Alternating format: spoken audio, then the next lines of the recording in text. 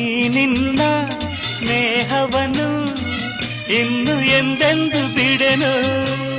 ಸವಿಯಾದ ಮಾತಿಂದ ಹೊಸ ಬಾಳು ತಂದೆ, ಬಯಸದ ಬಳಿ ಬಂದೆ, ಬಯಕೆಯ ಸಿರಿ ತಂದೆ, ನಿನ್ನ ಅಂದಕ್ಕೆ ಬೆರಗಾದೆ.